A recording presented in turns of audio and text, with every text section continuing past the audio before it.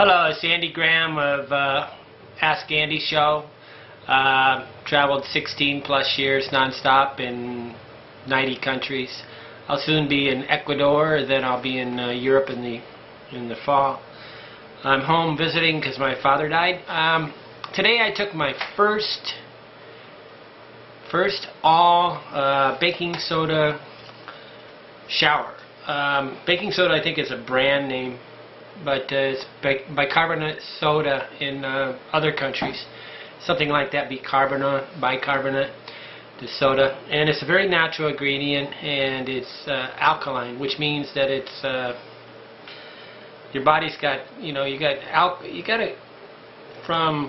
there's 14 degrees from, I think, like one is, 100 would be acid, like some kind of acid that would burn through the thing.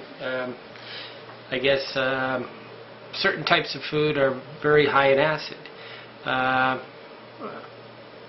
The sodas, all your Coca-Colas and stuff, are very high in acid. And I first learned about this idea when I was trying to get rid of my back pain, and I was trying to study pain. And pain is more acidic. Okay, so to get pain to decrease, you got to get your body to go more alkaline. Well, bottom line in the thing is, it's a base and acid, right? So baking soda is a base, and I'm trying to figure out how to decrease my my pH value of my thing. I got these little strips that I can take and I can test my body. And the concept is that most things that are really bad for you don't live well, like cancer. My father had cancer. He had prostate cancer, and a lot of cells, like fast-growing cells, don't, or probably would not live in your body if your body was very base. Okay, that means if it had a pH of 8 or 8.5, it would be almost impossible for some of these cells to live. So this is like a counteraction to eating all the sugar, blah blah blah blah blah. And what I'm trying to do is to make my diet more base and less sugar and acidic. And so my theory is this, and this is just my theory. My theory is this: I think that you have the prostate gland, which I think my mother always wants to talk about the prostate. I mean, that word makes no sense. Prostrate means to lay down. The prostate gland is really the thing right below, right above. It's the thing right above the tube that goes to your penis. And so it's a gland that basically all the fluid, I think, goes through, and it's supposed to secrete. It's supposed to help with male sperm creation and all this stuff. So it creates an alkaline. Secretes an alkaline fluid that makes the sperm survive in the female. Okay, I was reading this on Wikipedia, but it really, this gland, it's like this simple way to say it is your dick gland, okay, instead of your prostate glands for your kids. Your kids are going to go with the pills of prostrate. We talk around things, and it's really annoying.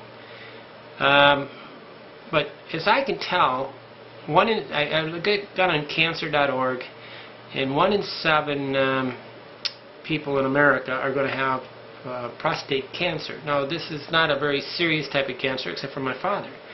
I don't know what percentage of them die, but 1 in 7. That means I got a really high chance of having this. Plus, I have a genetic propensity. So all I'm trying to do is I'm going to try to do 3 different things to make sure that I don't have cancer. One is I want to keep the pH value of my body at around, higher. It's like 8 would be pH. Acid would be 7 or something like that. Your body's normally 7.35 or something like that. So if you have a highly acid body, you would actually, lactic acid is when you have fatigue and your muscles and you shut down. That's fatigue. So you really don't want acid in your body. So the thing is that it really isn't a healthy way just to take spoonfuls of baking soda and mix it up in water and drink it. That's really pretty hard on the whole system. So what I'm going to do is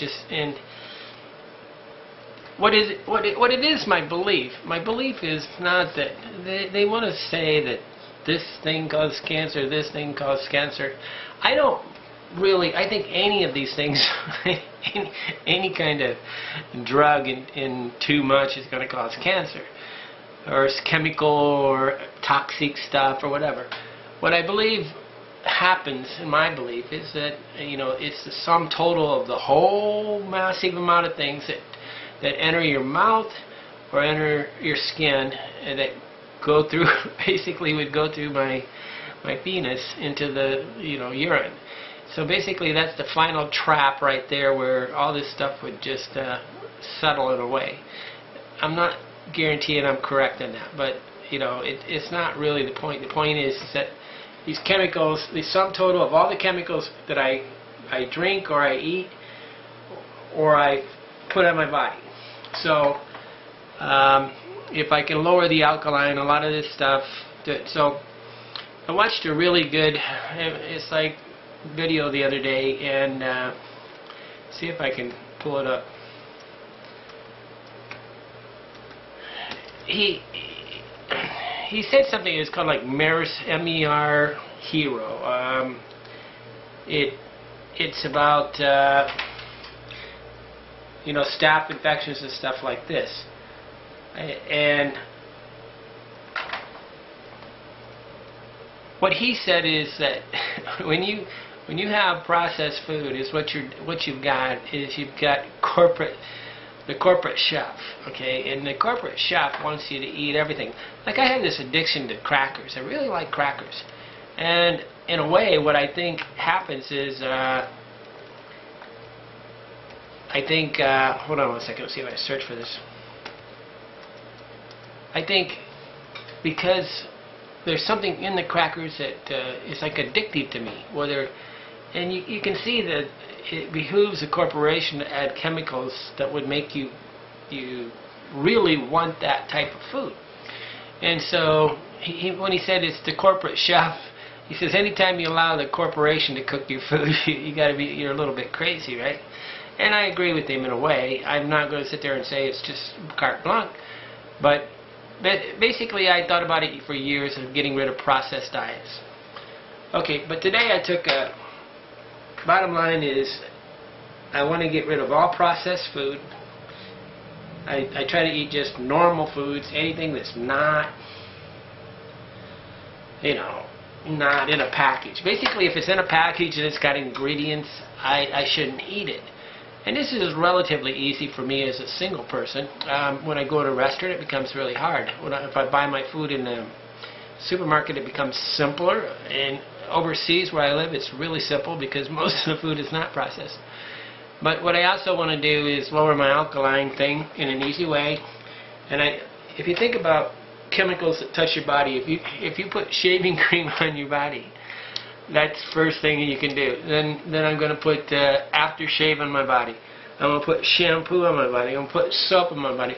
By the time it's 8 o'clock in the morning, I've already covered my whole body with some type of chemical. And this is why I'm taking the baking soda thing, is I want the chemicals that enter my skin. My friend Scott died of lung cancer, and he gave me, I was really having a lot of pain with my sciatica, and he gave me this morphine type thing, or what do you call it? It's not Demerol, it's morphine. It's like a pain thing, and I put it on my stomach, right? Oh, you know, put me to sleep. But I realized how much of these chemicals can enter right through your skin. I'm thinking seriously about taking vitamin B1 and vitamin B2 through my skin and rubbing it on my skin. Because I think it's much better than trying to break through to make it past the stomach. Is the trouble, right? So, but I took a complete shower today, washed completely with baking soda. I wiped myself down, and I feel very clean. I'm a little itchy though. I think maybe that's the acidic. Maybe after a couple days. I don't know if I really want to do this to my hair every day. I might try to take a real quick, smaller amount of shampoo thing and basically keep the shampoo off my head a little bit. But or maybe look for some way of it doesn't lather, so it's really difficult stuff to wash it. It doesn't feel right. I'm also going to use the Jajampi, my scrub net thing. I realized that if I took a shower with the scrub net and the baking soda, what I'm doing, see, what you want is your skin clean, right? But the ideal shower to me is an extremely hot shower, because hot water is purification, and basically use the Detoxify to sort of remove anything that could adhere to the skin. The Detoxify is an exfoliator, so it's really good that way. And you know, you can almost not use soap and use the Detoxify like 4 days a week if you wanted to. The Traveler Scrub Net I sell on Amazon.com. Then I'm going to take I always take a hot shower, and I heat my water wherever I'm at, because I feel that hot water is one of the reasons Americans are some ways healthier skin. We have healthier skin in a lot of countries. I'm not sure, but it looks really like we have a lot of malnutrition, because I see the manchas. I don't know the word in English. Manchas, Spanish. Well, the point is, things come out of your skin. They come in your mouth and they come out your skin, and you basically sweat them out and away. So what you got to do is clean off the skin and keep that organ. The skin's an organ, and keep it clean. And the only way to do that naturally, real easily, is with baking soda.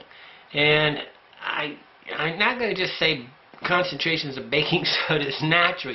That much concentration in one spot.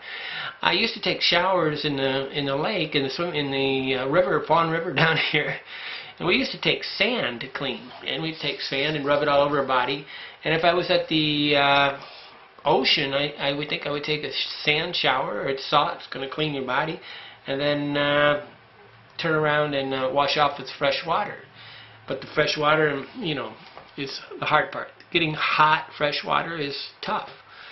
Okay, but so I took my first baking soda thing, and I think I'm hoping the idea is that this alkalinity enters through my skin and makes my whole body more alkaline and offsets all the acids that enter my body. Confusing, right, folks?